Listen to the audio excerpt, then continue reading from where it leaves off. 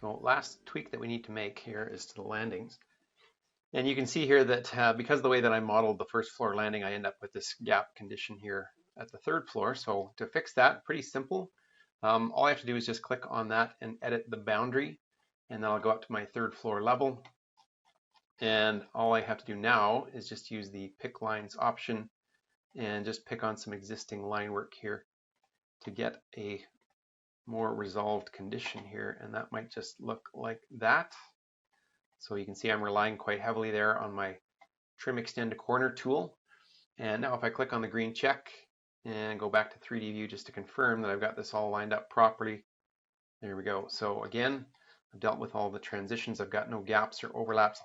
This is all nice and tidy and resolved.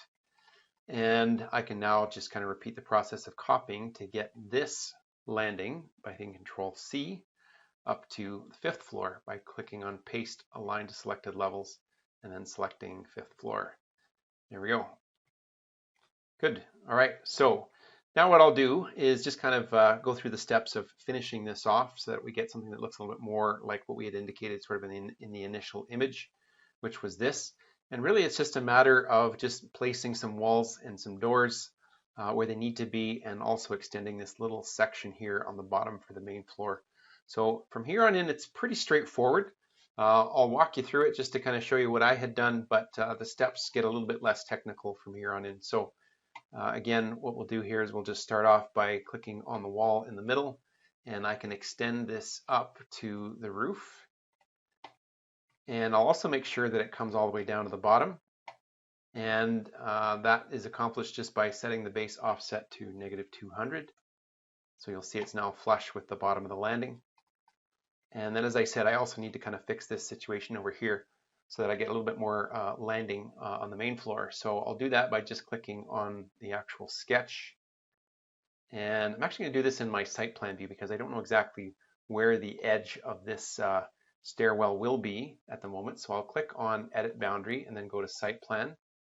And now you can see that I've got some reference lines there. So like I did before, I'll just click on Pick Lines and I'll select this line at the top. And then I'm going to click on this line here, which represents the outside face of the wall. And then I'm just going to use my Trim Extend to Corner tool to finish the sketch. And I'll click on the green check and go back to 3D view and check the result. There we go.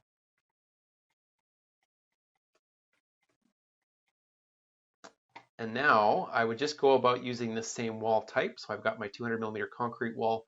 I'll go back up to my site plan views just so I can kind of see everything and not worry about any view range issues. I'll click on that wall and I'll just copy it over 1300mm.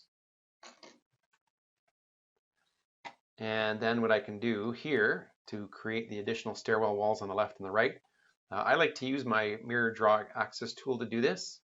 I just click on the corner of the floor and make sure I've got a 45-degree snap. And then I can finish that off, of course, by using my Trim Extend to Corner tool. So I'll do the same thing over here. And now I can just use this tool again. So Trim Extend to Corner, clicking here and here, and in those two spots. And now I've enclosed the stairwell, and I'll pull these walls back, of course, by using the Align tool so that they don't go too far. And there we go. I've kind of enclosed the area now. And if what I'm doing here is I'm mimicking somebody coming into the stairwell at the top on the fifth floor, I need to have, of course, a little wall here so that there wasn't excess concrete. And I'll do that by going up to the fifth floor. And I can initially just start with this wall and copy it over here. I'm going to get an initial warning when I do this, but I can fix that after. No, maybe not. Okay, I'll just pull it back here. I get this little warning about unjoining, which is fine. I'll just make sure that I extend this back to where it was. Use the Align tool here again. And there we go. Now that's obviously too tall, so I just want to click on that wall. And I want to bring its base. So instead of main floor -200, I want this just to be at fifth floor. I'll set this to 0. There we go. And you can see that I've got a little trim I've got to make here on the landing, so I can do that next. I'll click on that landing and edit the boundary. And I can actually just use the Align tool in this 3D view and select the face of this wall and then the line of the floor. There we go. So that's properly resolved. And then at the moment, well, I'll do the same thing down below here. Sorry, I'll copy this wall at the top, hit Control-C, paste, align to selected levels, and put this down on the main floor. It's obviously not in the right spot there, but what I'm going to do is just move it so that it extends over to the inside face of the stairwell wall on that side. Repeat the steps here so that we get this condition. Now, I'm not going to pull the height up just yet because there's one last little copy that I'm going to make to finish this off. As you saw in the original image, what I had was what's called a scissor stair. And what that means, as I explained in the first video, is just that I've got a condition where I've got two sets of stairs, so two completely isolated and separated exits out of the building occurring within the same stairwell. And you can see how that's possible. If I go to the 3D view of this file, you can see that I have a full 2 stories worth of height between these flights of stairs. So all I'm doing with the scissor stair is I'm just tucking an extra set of stairs into all of that. So what I'm going to do to set this up is I'm just going to temporarily hide these outside walls because I'm not going to want to copy those. Actually, I'll just get all the walls and hide them.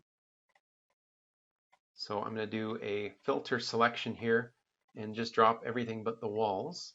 And I can actually pin these. No, I'll hide them.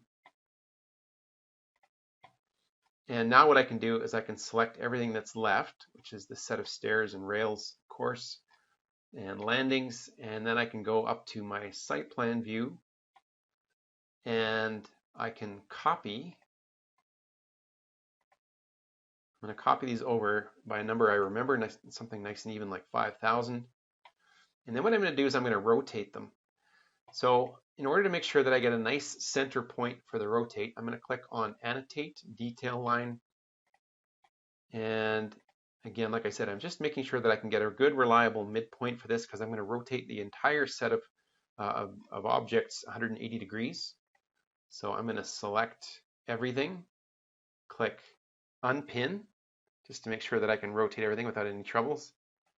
And then I'm going to click Rotate, and I want to just pull this midpoint away for just a second and drag it back and make sure that I see that midpoint snap, just as a confirmation that I've got the midpoint. And then I'm going to rotate 180 degrees. And if I go to a 3D view, you'll see the result. So these are my scissor stairs now. And I'm just going to grab everything that I had initially copied over, go back to my site plan view, and then use my move tool, not copy this time, of course, but move it back the same number, 5,000. And if I go to a 3D view, you'll see the result. So that kind of gives an illustration of how I have this code compliant set of 2 exits. These are the scissor stairs. Basically, the underside of one flight of stairs becomes the ceiling for the stairs below it. And if I bring my walls back now, you'll be able to see this all complete. So I'll just hit the little light bulb down here at the bottom, and then I'll select everything and make sure that I've just got walls. And once I've got those selected, I'll just right click and unhide in view elements, and then I'll just hit the light bulb again. And there we go. So that is the completed set of scissor stairs, having dealt with all those little issues that we normally get stuck with Revit when we're generating stairs. All the floors and transitions are dealt with. I've dealt with all the gaps, all the overlaps in the rails, and I've created a condition now where everything can just be kind of copied up to additional levels. And I create this nice kind of stair module that can be repeated up above. Thanks for listening. I hope that helped. And if you liked what you heard, please consider subscribing, and we'll see you in later videos.